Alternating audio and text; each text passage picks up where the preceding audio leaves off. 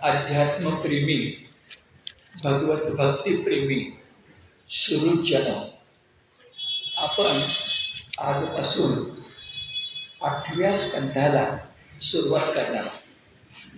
याच्यानंतर 9वा स्कंध आहे, नंतर 10वा स्कंध आहे, नंतर 11वा स्कंध आहे. याच्यामध्ये 11वा ते 11 स्कंध हा महत्त्वाचा आहे, कारण त्याच्यामध्ये भगवान श्रीकृष्णाने त्यांचा दुसरा लाडका भक्त म्हणजे उद्धव त्याला गीता सांगितलेली आहे. आपल्याला जी गीता माहिती आहे ती अर्जुन गीता, पण 11 स्कंधामध्ये स्पष्टपणे भागवतात गीतेनंतर उद्धव गीता आलेली आहे. त्या स्कंधामध्येच भगवान शेवटी निजधामाला जाणार आहे. त्या स्कंधामध्येच यादवांचा विनाश आहे. त्यामुळं 11 स्कंद हा अंतिम म्हणून अत्यंत महत्त्वाचा आहे. आकारानंही मोठा आहे. उदाहरणार्थ 800,000 इतके श्लोक त्याच्यामध्ये आहेत, पण एकनाथाने या 800,000 संस्कृत श्लोकावर मराठीत नाथ भागवत लिहिताना 18,800 इतक्या ओव्या लिहिलेल्या आहेत. आपल्या ज्ञानेश्वरीच्या दुप्पट. म्हणजे तो स्कंद किती मोठा आणि महत्त्वाचा असेल हे तुमच्या लक्षात येईल. पण हा 11वा स्कंद काहीच नाही असा दशमस्कंद आहे. तोही आकारानं मोठा आहे आणि आशयानं आणखीच मोठा आहे. त्यातल्या सगळ्या भागवताचा नायक हा आपला भगवान श्रीकृष्ण आहे. आणि त्या श्रीकृष्णाच्या गोकुळातल्या लीला, नंतर मथुरेला गमन, कंसाचा वध आणि द्वारकेचा प्रस्ताव, इतक्या सगळ्या महत्त्वाच्या गोष्टी दशमस्कंधामध्ये येतात. या दशमस्कंधामध्ये छोट्या मोठ्या कथा अनेक येतात. त्याच्यावरच आपल्या पंडित कवींनी भागवती प्रकरणे लिहिली आहेत. आपल्या संत कवींनी बालक क्रीडेचे अभंग लिहिलेले आहेत. संतांना, मुख्यतः वारकरी संतांना तर जितकं भगवद्गीतेचं प्रेम आहे तितकंच भागवताचं प्रेम आहे. आपण महाराष्ट्रासह दक्षिण भागातले जे आहोत यांना गीतेचं प्रेम अधिक आहे ज्ञानेश्वरांच्या मुळं. आणि जर तुम्ही उत्तर हिंदुस्थानामध्ये गेलात तर गीतेचं प्रेम कमी आहे आणि भागवताचं प्रेम जास्त. अर्थात गीता आणि भागवत एकाच नाण्याच्या 2 बाजू आहेत. वक्ता व्यासच, नायक श्रीकृष्णच. त्यामुळं भागवतावर प्रेम केलं उत्तर हिंदुस्थानानं तरी ते कृष्णावरच आहे, आणि आपण मंडळींनी गीतेवर प्रेम केलं तर ते कृष्णावरच आहे. पण हा दशमस्कंध खूप मोठा आहे. याच्याबद्दल भरपूर बोललं जातं असा आहे. इतका की भागवताचं संबंध, भागवताचं पुराणाचं हृदय कुठलं तर दशमस्कंध असं म्हणतात. हृदय दशमस्कंध. 11 स्कंध शिरोभूषण आणि बाकी जे आधीचे आहेत ते हस्त असतील, कटी असेल, चरण असतील, पदचिन्ह असतील, तिथं आपण आत्ता आहोत. म्हणजे आपण आता चरणापाशी आहोत. अजून हृदयापाशी जायचं, नंतर शिरोभूषणाकडे जायचं. आणि आत्ताच आमच्या कार्यकारिणीमध्ये चर्चा झाली आणि मला त्यांनी विचारलं की भागवत किती दिवस चालणार आहे. मी म्हटलं 3 गोष्टी आहेत. एक, भगवंताची इच्छा असेल तर भागवत चालणार आहे. दुसरी गोष्ट, श्रोते येत असतील तर भागवत चालणार आहे. आणि तिसरा, मी वक्ता, जोपर्यंत मला बोलता येत आहे तोपर्यंत भागवत चालणार. म्हणजे किती चालणार आहे म्हटलं किमान वर्षभर चालणार. हे आत्ताच तुम्हाला सांगतो, तुम्ही मनाची तयारी ठेवा. जोपर्यंत तुम्ही येतात, तुम्ही नको म्हणत नाही तोपर्यंत मी बोलणार आहे. कारण माझ्या दृष्टीने भगवंताची सेवा, भगवद्गीतेबरोबर भागवताचाही अभ्यास होतोय हे माझ्या दृष्टीनं एक उपासक म्हणून निश्चित महत्त्वाचा आहे. आणि तुम्हाला माहिती आहे, स्वतः वाचलं तर ते मनात बिंबत नाही, पण दुसऱ्याला सांगितलं तर दुसऱ्याच्या मनात बिंबो अथवा न बिंबो, आपल्या मनात, बोलणाऱ्याच्या मनात नक्की बिंबतो. तर हा फायदा असल्यामुळं आपण अष्टमस्कंधापाशी आलो. आता अष्टमस्कंधामध्ये मुख्यतः आपण 2 गोष्टी करतो. एक गोष्ट लक्षात घ्यायची, गोष्टीमागचं तत्व लक्षात घ्यायचं. कधी कधी गोष्ट नसते, तत्व असतं, ते लक्षात घ्यायचं आणि त्याचा कटाक्षपूर्वक भगवद्गीतेशी सांधा जोडायचा.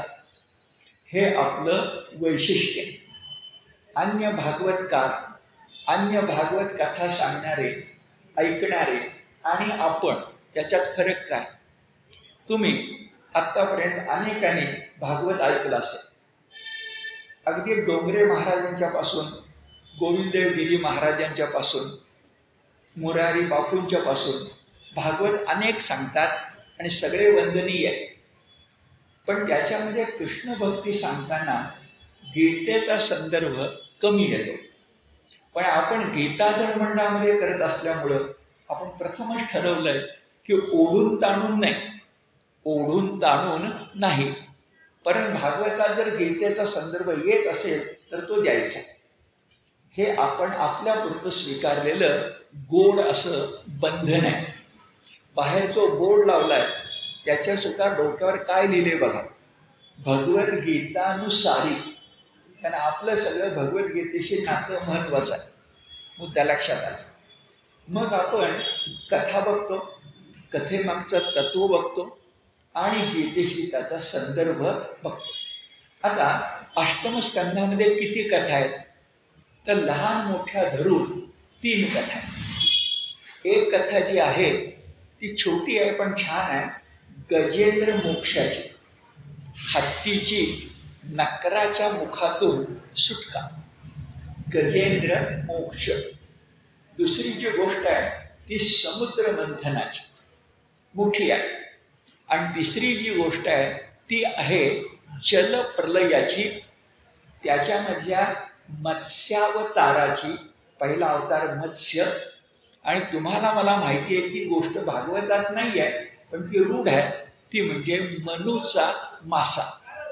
आता भागवतात मनू नाही आहे, भागवतात वेगळाच ऋषी, वेगळाच राजा आहे, पण मनूचा मासामधली गोष्ट आणि गोष्ट सारखीच आहे की मासा हळूहळू वाढत गेला आणि इतका वाढला की एका मोठ्या नौकेला तो ओढून नेऊ शकला, ज्या नौकेमध्ये नव्या पृथ्वीची सगळी बीज होती, नव्या पृथ्वीची सगळी विद्वत्ता होती, नव्या पृथ्वीतले सगळे ऋषी होते. नव्या म्हणजे पृथ्वी तीच प्रलयानंतरची, पण प्रलयानंतरची नवी पृथ्वी, जे पृथ्वीचं नवजीवन.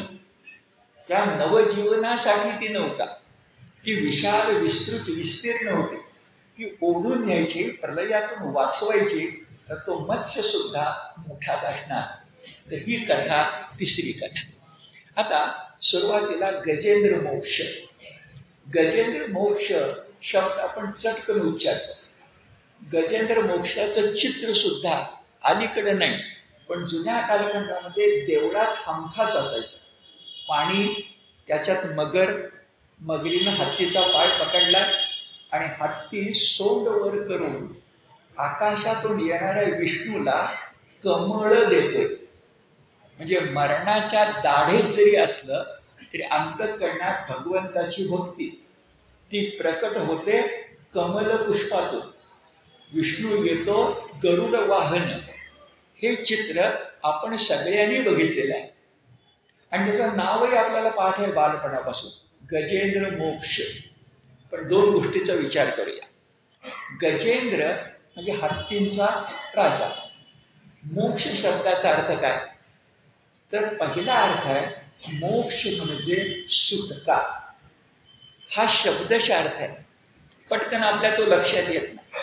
कारण मोक्ष म्हणजे 4 पुरुषार्थातला शेवटचा आणि महत्त्वाचा पुरुषार्थ, धर्म अर्थ काम आणि मोक्ष, तोच आपल्याला जाणवतं. ल रा पांगारकर हे फार मोठं व्यक्तिमत्व, लोकमान्य टिळकांच्या काळातलं संत साहित्याचा अभ्यासक. त्यांनी एक वृत्तपत्र चालवलं होतं, त्याचं नाव मुमुक्षु, मोक्षाची इच्छा करणारा. जो साधना करतो तो साधक, जो उपासना करतो तो उपासक, जो अभ्यास करतो तो अभ्यासक, आणि यांच्यापेक्षा मोठा असतो तो मोक्षाची अपेक्षा करतो तो मुमुक्षु.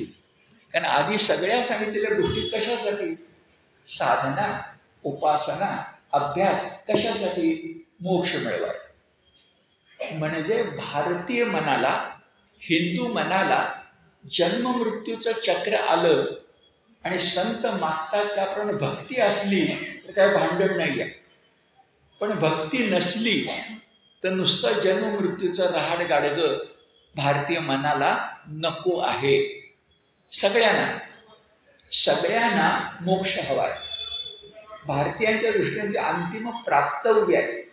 मोक्ष म्हणजे भगवंताशी एकरूप होणं. आता हा मोक्ष अर्थ पटकन आपल्या लक्षात येत नाही, सुटका एवढाच अर्थ येतो. पण ही सगळी कथा झाल्यानंतर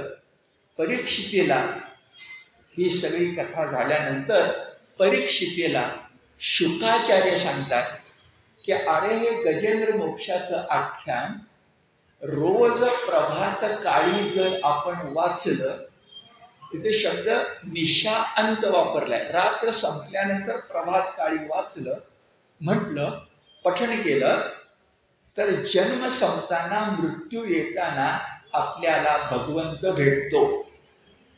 म्हणजे भागवतानं जोडलं कसं बघा. गजेंद्राला मिळाली भक्ती, आम्हाला गजेंद्र मोक्षाची कथा वाचली तर मोक्ष मिळणार आहे, भगवंत मिळणार आहे. जे गजेंद्र मोक्ष याचा एक अर्थ वाच्यार्थानं सुटका आणि लक्षार्थानं, अर्थ 3 प्रकारचे असतात. लक्षार्थानं सुटका कशातून? जन्म मृत्यूच्या चक्रात.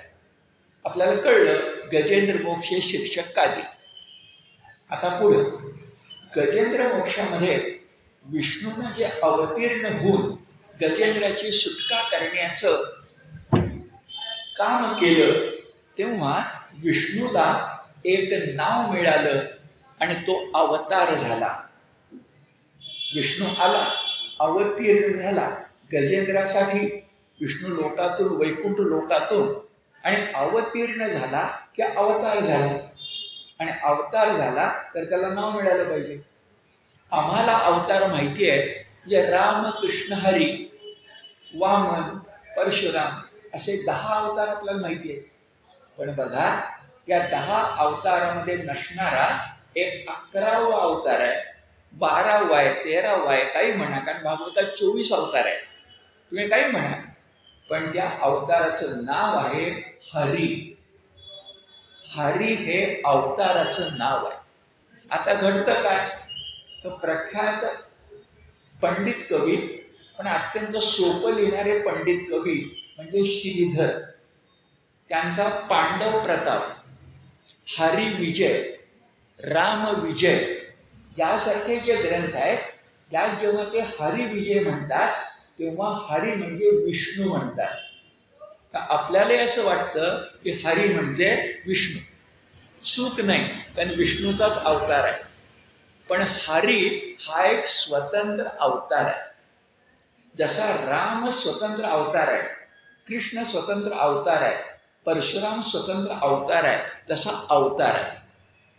फक्त एक घडलंय की या हरीला विष्णूशी इतकी एकरूपता मिळालेली आहे की हरी म्हणजे श्री विठ्ठल असा मी अर्थ सांगणार आहे. तेव्हा एक अडचण अशी होते की रामाचं कुळ आम्हाला माहिती आहे, रामाचे आई वडील आम्हाला माहिती आहे, कृष्णाचं कुळ आम्हाला माहिती आहे, कृष्णाचे आई वडील आम्हाला माहिती आहे. तसं विठ्ठल म्हणजे हरी, त्याचे आई वडील, घराणं, कुळ, त्याचं पूर्वचरित्र, लहानाचा मोठा कुठे झाला, रामकृष्णांनी वैकुंठ गमन केलं तसं हरीने केलं का? नाही. हरी अवतार असा वैशिष्ट्यपूर्ण आहे की त्याचं मागं माहिती नाही, पुढं माहिती नाही, तो मध्येच माहिती आहे आणि तो आजही आहे. म्हणून रामकृष्ण हरी, रामकृष्ण हरी, रामकृष्ण हरी. आता बघा, ज्या हरी अवतार आपण म्हणतोय त्याचे भिन्न भिन्न मन्वंतरात 2 अवतार झाले. आता मन्वंतर म्हणजे काय? मनु म्हणजे युग. युग म्हणजे शतक असेल, सहस्रक असेल, दशसहस्रक असेल. पण जेव्हा आपण युग प्रवर्तक म्हणतो तेव्हा त्याच्या पराक्रमानं संपूर्ण मानव जातीवर काही परिणाम व्हायला पाहिजे. राम 5000 वर्ष झाली, आजही आठवतंय. कृष्ण 4000 वर्ष झाली, आजही आठवते. आपले शिवाजी महाराज पुढं कित्येक शतक, जोपर्यंत या पृथ्वी तलावर एक तरी हिंदू शिल्लक आहे, हिंदू, तोपर्यंत शिवाजी महाराज अमर आहेत. यांना युग प्रवर्तक म्हणायचं. अशी युग आपल्याला माहिती नाही आहे, पण भागवतात अनेक आहेत. उदाहरणार्थ वैवस्वत नावाचं युग आहे. याच्यामध्ये पुंडलिक नावाचा भक्त झाला, आपला पुंडलिक. इसवी सनाच्या भाषेत 5व्या-6व्या शतकात. आणि वैवस्वत मनु हे आत्ताही चालू आहे. इसवी सनाच्या 5व्या-6व्या शतकात होतच आणि आत्ताही ते चालू आहे. कधी संपणार आहे माहिती नाही. तर वैवस्वत मनु नावाचे एक आहे. एक रैवत मनु आहे. मनु म्हणजे युग. रैवत मनु अमृत मंथनासाठी प्रसिद्ध आहे. स्वयंभुव मनु म्हणून एक मनु म्हणजे युग आहे. अशा 4 युगांची नावं इथं आहेत. आता बघा, हरी अवतार वैवस्वत मनुमध्ये झाला, तो पुंडलिकासाठी. वैवस्वत मनुमध्ये झाला तो पुंडलिकासाठी. आणि जरा वेगळा शब्द सांगणार आहे, स्वारोचिष, षटकोनातला. स्वारो मन्वंतर कोणकोणती? स्वयंभुव, स्वयंभू, स्वारोचिष स्वरचित, वैवस्वत, अमृत, रैवत. आता आपला संबंध चाललाय की वैवस्वत मनुमध्ये पुंडलिकासाठी, वारकरी संप्रदायासाठी हरी म्हणजे विठ्ठल आला, ते बघूया. पण त्याच्या आधी गजेंद्र मोक्षाचा जो हरी आहे तो आहे स्वारोचिष, षटकोनातला ष. नावाच्या युगामध्ये हरिमेध नावाचा पिता आणि हरिणी नावाची माता यांच्या पोटी जन्मला, म्हणून त्याला हरी नाव मिळालं. आत्ताच्या भाषेत रामकृष्णासारखे आई वडील कळले.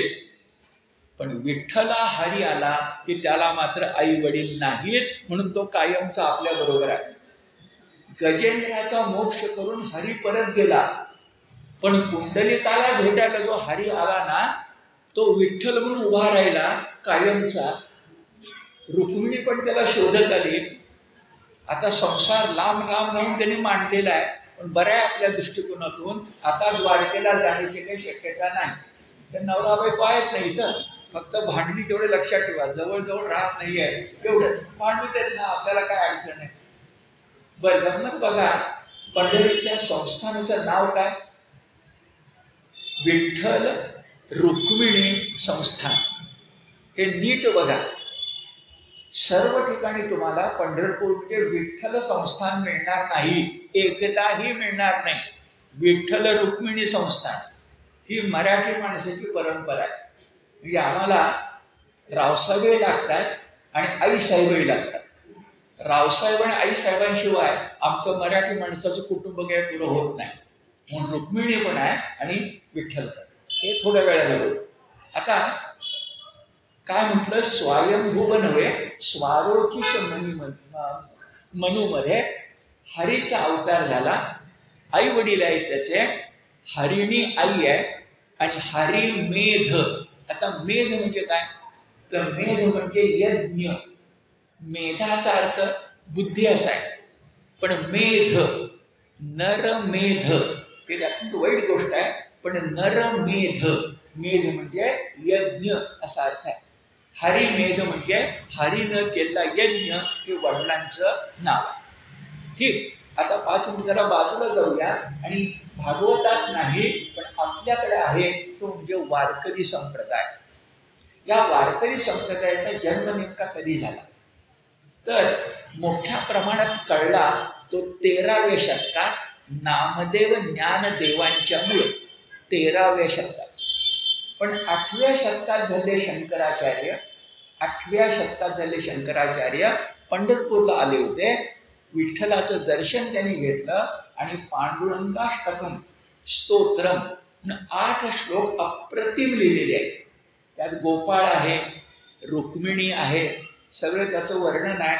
तो कटीवर हात ठेवून हे पण सांगितलंय.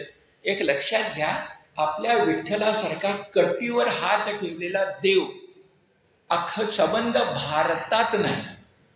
एक मूर्ती आहे म्हणतात उत्तर हिंदुस्थानामध्ये, पण एवढी प्रसिद्ध नाही. कटीवर हात हे फक्त विठ्ठलाचे आहे. तर 8व्या शतकात ज्या ते शंकराचार्य त्यांना भेटले, शंकराचार्यांनी दर्शन घेतलंय, त्यावेळी विठ्ठल मूर्ती होती. आणि हा विठ्ठल कोणासाठी अवतरला? कथा तुम्हाला सगळ्यांना माहिती आहे. पुंडलिकासाठी. पुंडलिक सुरुवातीला दुर्वर्तनी होता, नंतर बदलला. आई वडिलांची सेवा करत राहिला आणि आई वडिलांची सेवा करताना इतका रममाण झाला की मातृपितृ सेवा त्याला ईश सेवेपेक्षा मोठी वाटायला लागली. म्हणून द्वारकेहून आलेल्या श्रीकृष्णाला, विष्णूला, जर मला भेटायचं असेल भक्ताला, गमतीन म्हणूया अपॉइंटमेंट, जर अपॉइंटमेंट घेतली नसेल तर भक्ताला भेटता येत नाही. तर तोपर्यंत विटेवर उभा राहा. आणि नंतर पुंडलिकाला भेटला, पण पुंडलिक आपलाच पूर्वज असल्यामुळे म्हणाला, आता आलायस तो इथंच राहा, म्हणून तो राहिला. असा विटेवरचा पांडुरंग. आत्ता मंदिर बांधलंय, आत्ता मंदिर बांधलंय, मंदिराच्या पुढे वाळवंट आहे, पण मंदिर नंतर बांधलंय. पुंडलिकाला भेटला तर विठ्ठल वाळवंटातच उभा होता. जरा उंच आहे. ते पंढरपूरला गेल्यानंतर बघा वाळवंटातून उंच आहे, म्हणजे टेकडी होती. त्या टेकडीवर पुंडलिकाचा आश्रम असणार. नदी काठी भीमा चंद्रभागा, त्या डोंगरावर म्हणजे वाळवंटात विठ्ठल उभा राहिलाय. नंतर मंदिर बांधलंय. म्हणून खूपदा असं म्हणतात की असा वाळवंटात उभा असणारा लोकदेव दुसरा दाखवा. हा लोकांचा देव आहे. आणि नामदेवांचं वैशिष्ट्य बघा, कीर्तन म्हटलं की ते देवळात व्हावं लागतं, पण नामदेवांचं वारकरी कीर्तन कधीच विठ्ठलाच्या देवळात झालेलं नाही. नामदेवांचं वारकरी कीर्तन पंढरपूरच्या वाळवंटात होत होतं. त्यांच्या मागं त्यांच्या घरातली एक स्त्री जनाबाई दगडाचे टाळ घेऊन वाजवत असे, नामा कीर्तन करत असे, चोखा मेळ्यासारखा संत दूर बसून ऐकत असे आणि विठ्ठल नाचत असे. मला सांगा, कीर्तनात देव नाचतोय हे फक्त देहूला घडू शकतं तुकोबा रायांच्याकडे, हे फक्त पंढरपूरला घडू शकतं देव नाचतोय. आता असा जो वारकरी पंथ आहे, त्या वारकरी पंथाचा आराध्य दैवत कोणतं तर राम कृष्ण हरी हा मंत्र जो आहे तो अत्यंत बोलका आहे. राम आहे, कृष्ण आहे आणि नाही पण. तर रामाचं धनुष्य आता नाही, कृष्णाचं सुदर्शन चक्र आता नाही. राम आणि कृष्ण अवतारामध्ये भरपूर युद्ध केलं, आता युद्ध नको. म्हणून हातातली शस्त्र बाजूला ठेवून, हात कटीवर ठेवून ही विष्णूची मूर्ती योग स्थानक म्हणजे उभं राहून योग मुद्रा करणारी योगेश्वर आहे. गीतेतला योगेश्वर, योगांचा ईश्वर, योग्यांचा ईश्वर विठ्ठलाच्या रूपानं उभा राहिला, तो सुद्धा हरीचा अवतार आहे. आता रामकृष्ण हरी, रामकृष्ण हरी असा मंत्र आहे ना, पण वारकरी कीर्तनाचं वर्णन करताना, गीतेच्या 9व्या अध्यायावर टीका करताना ज्ञानेश्वरांनी गीतेतल्या श्लोकाचा आधार घेऊन कीर्तयंतो सततम माम, याच्यावर लिहिताना जे वर्णन केलंय ते वारकरी कीर्तनाचं केलंय. गीतेत सॉरी ज्ञानेश्वरीत वारकरी संप्रदाय आहे की नाही अशी काही ना शंका येते. म्हणजे ज्ञानदेवे रचिला पाया मान्य आहे, ज्ञानेश्वरी वारकरी संप्रदायाचा प्रमाण ग्रंथ आहे मान्य आहे, पण ज्ञानेश्वरीत वारकरी संप्रदाय आहे का? असाचं कारण नाही, कारण ती कृष्णाची गीत आहे ना, द्वापर युगातली आहे ना, आणि विठ्ठल कलियुगातला आहे, असाचं काही कारण नाही. पण कृष्णाचं कीर्तन सांगताना 9व्या अध्यायामध्ये सततम कीर्तयतो माम याचं वर्णन करताना ज्ञानेश्वरांचे वर्णन केलंय 10-12 ओव्यांच्या मध्ये. ते नीट वाचा की वारकरी कीर्तन ज्याला निरूपण म्हणतात. आपण नारदीय कीर्तन म्हणतो, वारकरी कीर्तन म्हणतो, रामदासी कीर्तन म्हणतो, गाडगे बाबांचं कीर्तन म्हणतो. त्या वारकरी कीर्तनाला काय शब्द आहे? निरूपण. निरूपणाचा अर्थ आपण वेगळा पण करतो. मी काय करतोय? भागवत निरूपण, हे बरोबर आहे. पण वारकरी संप्रदायामधला सांप्रदायिक शब्द असा आहे निरूपण, कारण त्यात तत्वचर्चा असते, त्याच्यामध्ये गोष्ट नसते, दृष्टांत असतो, पण पूर्व रंग उत्तर रंग तत्वचर्चा कथा गोष्ट असं नसतं. त्याचं थेट वर्णन तसंच्या तसं वर्णन 9व्या अध्यायामध्ये ज्ञानेश्वर करतात. ओवी अशी आहे, कृष्ण विष्णू हरी गोविंद या नामाचे निखिल प्रबंध माझी अध्यात्म चर्चा विशद उदंड गाती. हे वारकरी संप्रदायाचं वर्णन आहे. काय काय बघा, कृष्ण विष्णू हरी गोविंद या नामाचे निखिल प्रबंध. कारण वारकरी कीर्तनात मधून मधून भजन, मधून मधून अभंग हे असतातच. कृष्ण विष्णू हरी गोविंद माझी म्हणजे मध्ये अध्यात्म चर्चा विशद, पण मध्ये मध्ये मात्र भजन आणि गायन अभंगाचं याच्यात अध्यात्माची चर्चा असते. माझी म्हणजे मध्ये, माझी अध्यात्म चर्चा विशद आणि उदंड गाती.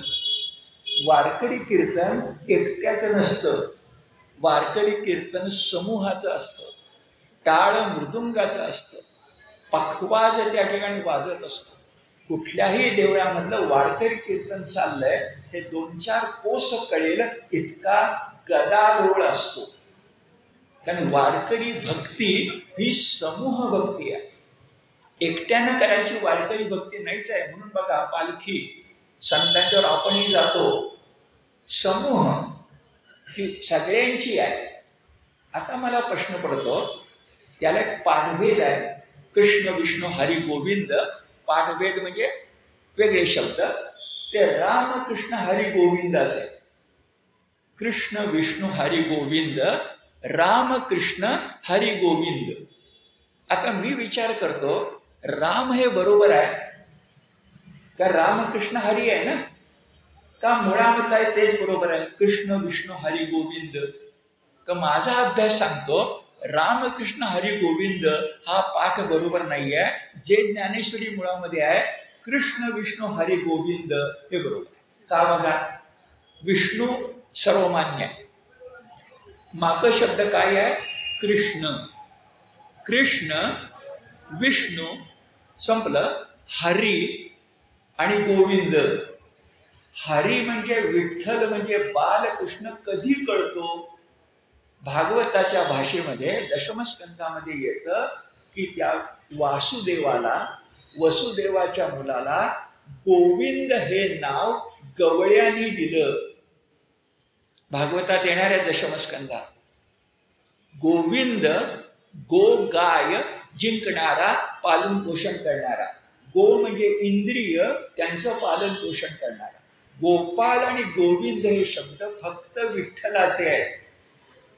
ध्यानात घ्या, मुरारी म्हटलं, मुरलीधर म्हटलं, आणखी काही शब्द वापरले, केशी नाशक म्हटलं, पार्थ सखा म्हटलं, हे कृष्णाचे आहेत.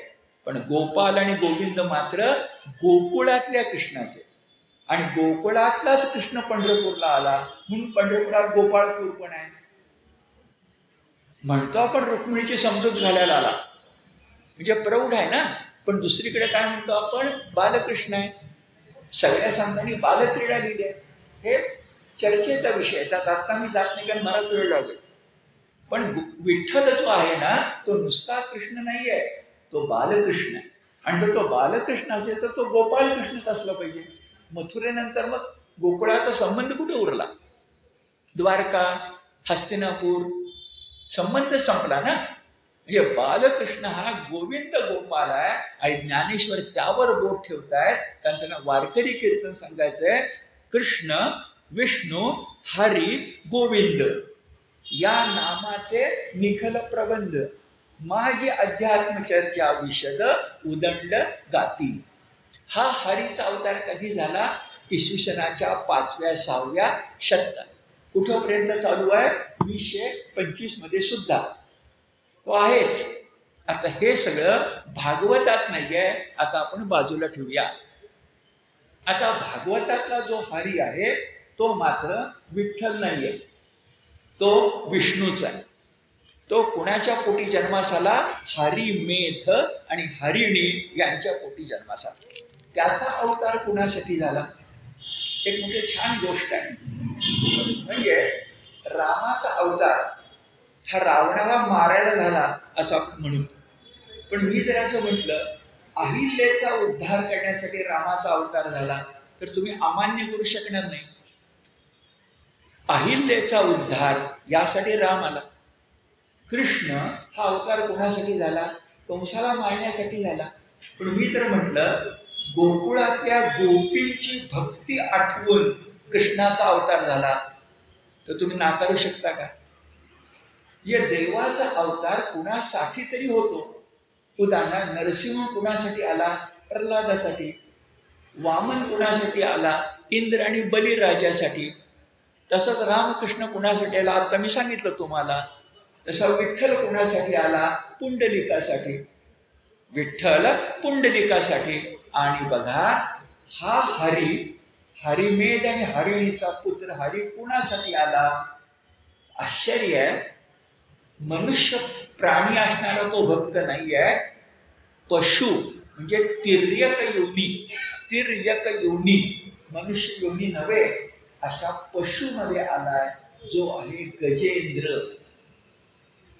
काय त्या विठ्ठलाची, विष्णूची काय ताकद असेल? अहो त्यानं माणसांचा उद्धार तर केलाच पण एका गजेंद्राचा पण केला. हे बीज घेऊन आता आपले भागवतकार कथा रंगवायला लागतात. ते म्हणतात शुकाचार्यांना परीक्षित म्हणाला की आता 8 दिवसात सगळं भागवत ऐकायचं. भागवत 8 दिवसात ऐकायचंय. त्यामुळे श्रोता म्हणून जिज्ञासेनं परीक्षित शुकाचार्यानं म्हणाला की अहो मी गजेंद्र मोक्ष नावाची कथा ऐकलेली आहे. ती काय आहे बरं? ती अभिष्टदायक आहे, ती पुण्यप्रद आहे, ती फार चांगली आहे. तेवढी गोष्ट मला सांगता का? शुकाचार्य म्हणाले सांगतो. आता शुकाचार्य परीक्षितला म्हणाले आणि मागचं थोडं आठवा.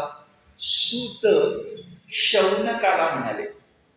हे कसं ते मागं आपल्याला माहिती आहे. शौनक नावाचं ऋषी त्याने विचारलं सूताना. सूत कोण? सुरसो नव्हे, सूत. सुतरसो म्हणजे मुलगा अर्थ होतो. सूत ते कोण आहेत? व्यासाने महाभारत ज्या तिघांना सांगितलं त्यातले एक. ते नैमिषारण्यामध्ये, अरण्याचं नाव ठरलेलं आहे, नैमिषारण्यामध्ये शौनक ऋषींना सांगताय. म्हणजे भागवत सांगणारे ऐकणारे 2 आहेत. सूत शौनक, शुकाचार्य परीक्षिती आणि आपण तिसरे म्हणायला हरकत नाही. कारण आपण भागवत सांगतोय आणि भागवत ऐकतोय. आपली नावं नाही आहेत त्या ठिकाणी परंतु आपण आहोत. आता काय म्हणाले तर परीक्षितने विचारलं ते गजेंद्र मोक्षाचं कथानक फार मोठं अभिष्टदायक आहे. अभिइष्ट, इष्ट म्हणजे चांगलं आणि अभि म्हणजे आणखी चांगलं, अभिभाषण आणखी चांगलं. तर ते अभिष्टदायक आहे, पुण्यप्रद आहे, पुण्य श्लोक आहे, मला सांगता का? तेव्हा शुकाचार्याने सांगायला सुरुवात केली. आता भागवतकारांना छोटी गोष्ट असली तर रंगून सांगण्याची हौस आहे. म्हणजे विषय आहे गजेंद्राचा, तो पाण्याच्या ठिकाणी येणार आहे. पण गजेंद्र थोड्या वेळानं पाणी कुठलं हे सांगायला सुरुवात करताना म्हणतात, एक त्रिकूट नावाचा पर्वत होता. त्रिकूट, कूट म्हणजे शिखर, त्याच्यावर 3 शिखर होती. एक त्रिकूट नावाचा पर्वत होता, त्याच्या भोवती क्षीर समुद्र होता. आता हे बघा, क्षीर समुद्र म्हणजे ज्या ठिकाणी लक्ष्मी, विष्णू, शेषशाही, तो क्षीरसागर. अमृतमंथन केलं तर समुद्राचं केलं का क्षीरसागराचं केलं, तर अमृतमंथनाच्या वेळा बघूया. पण दुधाचा समुद्र, क्षीर म्हणजे दूध, दुधाचा समुद्र एक आपल्याकडची भव्य कल्पना आहे आणि भगवंताचा निवास आहे त्या ठिकाणी. आणि गोपालकृष्ण पुन्हा दुधातलाच. हे जर आपण लक्षात घेतलं तर पर्वत त्रिकूट, भोवती क्षीर समुद्र, त्याचा परिघ फार मोठा. किती बरं, तर 10 योजन. हे सगळं अद्भुत बोलणं आहे. 10 योजन परिघ, त्याच्यावर 3 शिखरं. खरं तर ती पर्वताची शिखरं, पण ती चमचमत कशी होती, त्रिकूट ना, चमचमत कशी होती, एक लोखंडाचं वाटत होतं, एक चांदीचं वाटत होतं आणि एक सोन्याचं वाटत होतं. हा त्रिकूट पर्वत इतका चांगला होता की स्वर्गामध्ये एक देव इंद्र, देवांचा राजा, आणि त्या इंद्राच्या बरोबरचा देव वेदामधला म्हणजे वरुण. तर त्या वरुणाला स्वर्गात राहत असून सुद्धा त्रिकूट इतका आवडला की त्यानं स्वतःसाठी उपवन वरुणानं स्वतःसाठी बनवलं होतं, असं भागवतकार सांग. थोडक्यात हा त्रिकूट पर्वत अत्यंत चांगला आहे. त्या पर्वतावर विस्तीर्ण सरोवर होती. एका सरोवरामध्ये शुभ्र कमळं होती, नीलवर्णी कमळं होती आणि 2 सुवर्ण कमळं होती. सुवर्ण कमळं, शुभ्र कमळं आणि नीलवर्णी कमळं.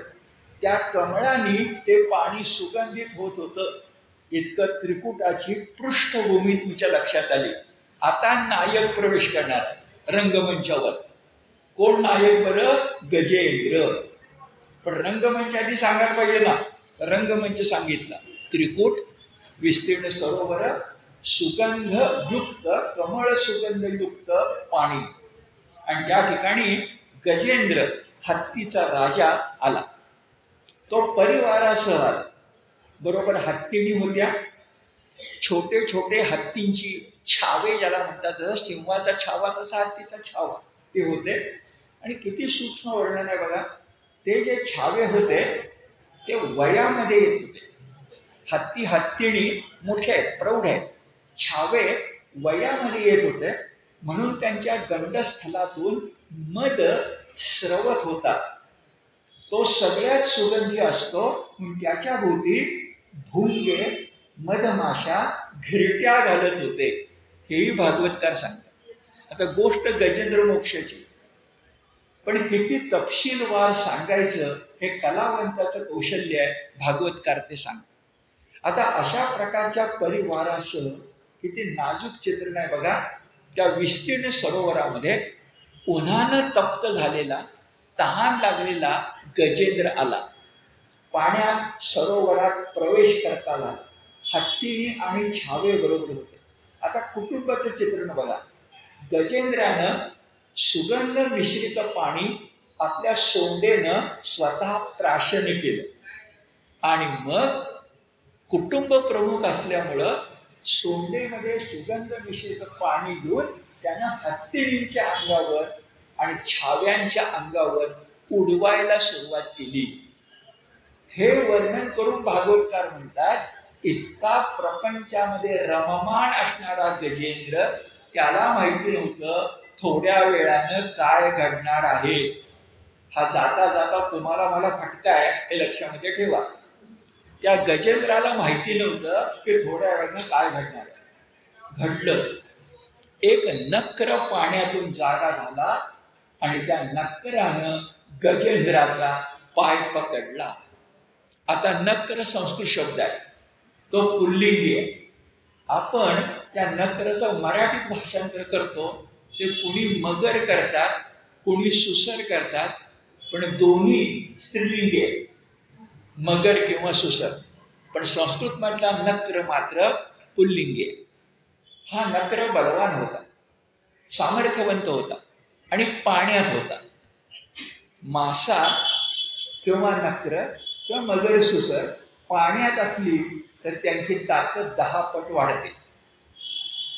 तर तशी नकराची ताकद वाढली होती आणि गजेंद्राचा पाय त्यानं पकडला. पकडल्यानंतर दोघांची झटापट सुरू झाली. नक्र एवढ्या मोठ्या गजेंद्राला पाण्यामध्ये खेचत खेचत न्यायला लागला, पाताळ लोकात. गजेंद्राची ताकद कमी पडते म्हणताना हत्तीनी आणि छावे सोंड्यांच्या मदतीनं त्याला ओढायला लागले. किती बारीक तपशील आहे बघा. या दोघांची झटापट सुरू झाली. दोघंही महाबलिष्ठ होते, दोघंही सामर्थ्यवंत होते. पण बराच काळ लोटला आणि गजेंद्राच्या लक्षात आलं आपल्या मनाचा उत्साह कमी झालाय, आपल्या शरीराचं सामर्थ्य कमी झालंय आणि आपल्या इंद्रियांचं बळ सुद्धा कमी झालंय. हळूहळू त्याच्या लक्षात यायला लागलं की नक्र जिंकणार आहे आणि आपण हारणार आहे. भागवतकार म्हणतात गजेंद्र हत्ती बुद्धिमान असतो. गजेंद्र बुद्धिमान असल्यामुळं त्याच्या मनात विचार यायला लागला, काय माझ्या दैव गतीचा फेरा.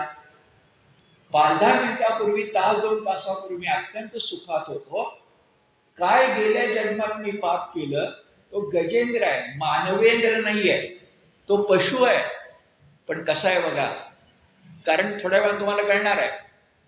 तर तो गजेंद्र आहे, तो मनामध्ये विचार करायला काय दैवगतीचा फेर आहे बरं. आता तर माझ्यावर प्राणांतिक संकट आलं. मग प्राणांतिक संकट आलं तर एकच उपाय उरतो, तो म्हणजे भगवंताची प्रार्थना करणं. तेव्हा या गजेंद्रानं पूर्वजन्मातल्या स्मृती असल्यामुळं भगवंताची प्रार्थना अतिशय सुंदर शब्दामध्ये केली. ती प्रार्थना करताना त्यानं आपल्या मनामध्ये, अंतःकरणामध्ये हरीची मूर्ती ठसवली. डोळे मिटले, मन तद्रूप तन्मय केलं आणि त्यानं स्तोत्र पठण सुरू केलं. त्या स्तोत्रात सुद्धा आता भागवतकारांना स्तोत्र रंगवण्याची हौस आहे. पण त्या स्तोत्रातले शब्द बघा. हे परमात्म्या, तुझ्यामुळं सर्व देहांना चैतन्य मिळतं. सर्व देहांना का म्हटलं, मी मनुष्य देहाचा नाही आहे, पण चैतन्य तुझ्यापासून. तूच आदी बीज, तूच साक्षी रूप, जन्म कर्म नाम रूप या मर्यादांच्या पलीकडचा तू गुणदोष विरहित. आणि छान शब्द येतो तिथे, गीतेचं नातं येतं, तू म्हणजे क्षेत्रज्ञ. आता भागवतात जेव्हा गजेंद्राच्या मुखामध्ये क्षेत्रज्ञ शब्द येतो भागवतात, तेव्हा गीतेचा परिणाम नक्की आहे. कारण गीतेतल्या एका अध्यायाचंच नाव आहे क्षेत्रज्ञ योग. किंवा गीतेमध्ये गजेंद्राला विष्णूचं स्तवन करावंसं वाटलं. याचं कारण भागवतकार शब्द वापरतात, त्याची व्यवसायात्मिका बुद्धी जागी झाली. आता व्यवसायात्मिका बुद्धी हा गीतेचा खास शब्द आहे. जरा आपण समजून घेऊया. व्यवसायात्मिका यातला व्यवसाय शब्द आपण उद्योगधंदा या अर्थाने वापरतो. तो बुद्धीला का जोडायचा, तो फोड करा. वि अधिक अवसाय. वि म्हणजे विशेष प्रकारे, अवसाय म्हणजे ठेवलेली ती बुद्धी. आता हे बरोबर उद्योगधंद्यात लागू पडतं की नाही बघा. आपण जर एखादा उद्योगधंदा काढायचं ठरवलं तर पहिली गोष्ट, तो उद्योगधंदा चालणार आहे की नाही त्या ठिकाणी केलं पाहिजे की नको. हे धंदा चालला पाहिजे ना. तर धंद्याचे आपले प्रतिस्पर्धी कोण कोण ठरवले पाहिजे की नको. धंद्याला कच्चा माल कुठला ठरवलं पाहिजे. अशा खूप गोष्टी आहेत. कारण व्यापारामध्ये व्यवसायात्मिका बुद्धी लागते. आणि तुम्ही मी जो व्यापार करतो म्हणजे व्यवहार करतो ना, त्यात सुद्धा व्यवसायात्मिका बुद्धी लागते. म्हणून गीतेमध्ये व्यवसायात्मिका बुद्धी येते. वि अधिक अवसाय. यालाच ज्ञानदेव सद्बुद्धी म्हणतात. यालाच तुकाराम महाराज निश्चयाचं बळ तुका म्हणे तेची फळ असं म्हणतात. समजून घेऊया. व्यवसायात्मिका बुद्धी कधी होते? तुम्ही तुमच्या बुद्धीला धार लावलीत, तुम्ही तुमची बुद्धी जागी केली, तुम्हाला त्या बुद्धीचा उपयोग करायचा असा निश्चय झाला तर व्यवसायात्मिका बुद्धी होते. गीतेच्या पहिल्या अध्यायामध्ये फक्त अर्जुन आहे. कृष्ण काय बोललाय का बघा. दुसऱ्या अध्यायामध्ये सुद्धा पहिले 10-12 श्लोक बघा. जे पहिल्या अध्यायात आहे ते अर्जुन पुन्हा सांगतो आणि पुन्हा सांगून म्हणतोय, मी आता थकलो, मी तुला शरण आलो, आता मला काय तू सांग. म्हणजे निश्चय झाला. आणि निश्चय झाला तर कृष्ण गीता सांगतो. हे ध्यानात घ्या. आपण सुद्धा एखाद्या संकटाशी झुंजताना इंग्लिशमध्ये याला कॅज्युअल म्हणतात. म्हणजे जाता जाता जमलं तर सहज पडे दंडवत घडे. देवळासमोरून जातच होतो, पुणे महानगरपालिका, खड्ड्यांचं वरदान, तण पडलो आणि पडल्याबरोबर काय झालं? दंडवत घडे. तर नमस्कार म्हणायचा का? व्यवसायात्मिका बुद्धी, सद्बुद्धी, निश्चयाचे बळ तुका म्हणे तेची फळ, हे सगळं गजेंद्राचं जावे झालं. भागवतकार सांगतायत. म्हणून स्तोत्र आठवलं आणि त्या स्तोत्रामध्ये क्षेत्रज्ञ आठवला. तू परमवत्सल आहेस, तू दीन दयाळ आहेस, तू भक्तांवरची संकट दूर करतोस, तू भक्तांसाठी अवतार घेतोस, आता माझ्यासाठी अवतार घे. तसं छान आहे बघा. गजेंद्र म्हणतोय माझ्यासाठी अवतार घे. पुढं म्हणतोय देवा तुझ्या मनात विचार येईल की मी मनुष्य नाही आहे, मी पशु आहे. पण मनुष्य आणि पशु यांच्यात तू फरक करायला लागलास तर तुला देव कोण म्हणेल? किती वकिली चातुरी आहे. तुकाराम म्हणतात ना, देवा फार बोलू नकोस, तुला नावा रूपाला आम्ही आणलंय. मागं बोललोय मी तुम्हाला, नावा रूपाला. देवाला नाव कोणी दिलं? आम्ही. रूप कोणी दिलं? आम्ही. कारण जास्त त्यानं बोलू नये भगवंतानं, भक्ताचं ऐकावं. आणि बिचारा भगवंत ऐकतो बघा. तुम्ही जाता वारीतून, तुम्हाला देव दिसत नाही 24 तास उभारून, बिचारा येतो त्या कळसावर, देव येतो कळसावर, आम्ही नमस्कार करून परततो. कारण देवाला पण भक्त हवेतच ना, नाही तर भगवंताला भगवंत म्हणेल कोण? तसं काही म्हणतोय, अरे पशु आणि माणसात फरक करतोस, मग तुला देव कोण म्हणेल? आता अशा स्थितीमध्ये पुन्हा शब्द येतो. गीता कशी आहे बघा. हे योगेश्वरा, तर गीते शब्द आहे ना, आणि केवढं तत्वज्ञान आहे. माझ्या भक्तीनं माझं कर्म भाजलेल्या बी सारखं झालंय आणि म्हणून तू ये. केवढं तत्वज्ञान आहे. कर्म विपाक सिद्धांत आहे ना. माझं कर्म हे योगेश्वरा भक्तीमुळं भाजलेल्या बी सारखं झालंय. भाजलेली बी अगदी छान खोल पेरली आणि पाणी दिलं तर भाजलेल्या बी मधून वटवृक्ष येणार नाहीये. भाजलं, दग्ध झालं की संपलं. तसं आम्हाला कर्म दग्ध करायची. तर कर्म विपाक आहे. जन्म विपाक म्हणजे परिणाम. कर्माचा परिणाम काय? जन्म मृत्यू. मोक्ष हवा आहे ना, ते कर्म जाळली पाहिजे. हे गजेंद्र बोलतोय. तो म्हणतो हे सगळं मी केलंय म्हणून श्री हरी तू धावत ये. गजेंद्राचा असा धावा करुणेनं व्याप्त असणारा वैकुंठातल्या विष्णूच्या कानावर गेला. आणि विष्णू रुक्मिणीला, आता रुक्मिणी कृष्णाची, तिथं लक्ष्मीला म्हणाले की माझा एक भक्त फार मोठा व्याकुळ झालाय, त्याच्यासाठी मला गेलं पाहिजे. आणि मग श्री विष्णू गरुड वाहन होऊन आले. गरुड वाहन येताना सुदर्शन चक्र घेऊन आले. आणि गजेंद्राची मोक्ष म्हणजे सुटका करण्यासाठी त्यांनी पहिलं काम केलं ते म्हणजे आपल्या सुदर्शन चक्रानं नकराच्या मुखावर आघात केला आणि त्याचा जबडा रक्तबंबाळ केला. परिणामी नकराची ताकद संपली, गजेंद्राची सुटका झाली. गजेंद्र मोक्ष ही घटना एवढी विलक्षण होती.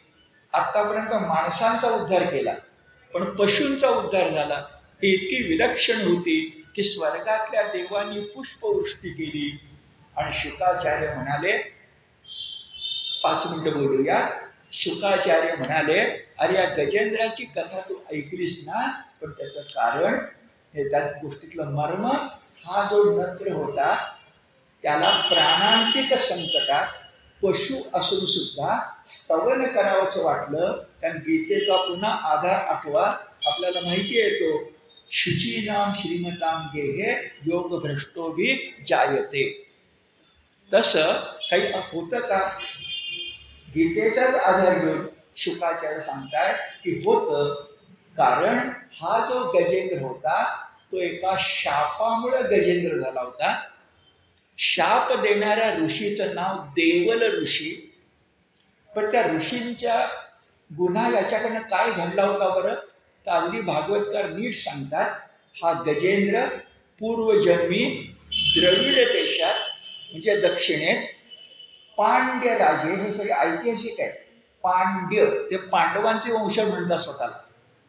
पांड्य चोल असे राज्य आपल्याकडे होऊन गेली आहेत आणि नौकानयन करून कंबोडिया सयामपर्यंत गेलेली आहे. हे सगळं ऐतिहासिक आहे. तर द्रविड देशात पांड्य देशामध्ये एक अत्यंत विष्णुभक्त राजा होता ज्याचं नाव इंद्रद्युम्न. प्रद्युम्न आपल्याला माहिती आहे बघा, तसं इंद्रद्युम्न हा राजा विष्णू भक्ती करत असताना इतका एकतान व्हायचा की दाराशी अतिथी म्हणून देवल ऋषी आले हे त्याच्या लक्षातच आलं नाही. पण ऋषींच्या दृष्टीने चूक घडली म्हणून त्यांनी त्याला शाप दिला. आणि इंद्रद्युम्न नावाचा राजा, त्याच्या आधी तो हू नावाचा गंधर्व होता, त्याच्या आधी तो विष्णूचा पार्षद होता. सगळे पूर्वजन्म आहेत. असा शापग्रस्त झाला म्हणून गजेंद्र झाला. आता मी त्याची सुटका केली. आता त्याला विष्णू पार्षदाचं रूप पुन्हा मिळणार आणि तो वैकुंठ लोकात माझ्याबरोबर येणार. तसा तो गेला. अशा तऱ्हेनं सगळी कहाणी सफल संपूर्ण झाली. गजेंद्र मोक्षाची कथा भागवतात शुकाचार्यांनी परीक्षितेनं सांगितली. आणि आता पुढची कथा आली ती म्हणजे समुद्र मंथनाची. आज आपण गजेंद्र मोक्षाची कथा पाहून भागवत अष्टम स्कंद 8 स्कंद त्याचा 1/3 भाग, एक टप्पा पुरा केला. पण एक कळलं की हरीचे अर्थ 2. एक गजेंद्राशी संबंधित हरी आणि विठ्ठल हरी. इथं पुंडलिक, तिथं गजेंद्र. इथं वारकरी संप्रदाय, तिथं भागवत संप्रदाय. पण हरी हा 11वा 12वा 14वा अवतार नक्की आहे विष्णूचा. त्यात कोणत्याही प्रकारची शंका नाही. एक सूचना सांगतो, ती लक्षामध्ये घ्या. बरोबर 8 दिवसांनी शनिवार 25 तारीख येते. त्या 25 तारखेला या ठिकाणीच सगळ्याच इमारतीमध्ये उच्चारण शिबिर म्हणून एक मंडळाची मोठी ॲक्टिव्हिटी चालते. उच्चारण शिबिर. त्या उच्चारण शिबिरामध्ये गीतेचं नीट उच्चारण करणं, त्यात जे उत्तीर्ण होतात त्यांनाच गीता संथवर्ग नंतर चालवता येतो. तर त्या उच्चारण शिबिराला बऱ्याच जणी भाग घेतला आहे. त्यांचं उच्चारण म्हणून घ्यायचं, हे सगळी इमारत लागते. त्यामुळं आपलं 25 तारखेच्या शनिवारी भागवत होणार नाही. त्यानंतरच्या शनिवारी नेहमीप्रमाणे होईल.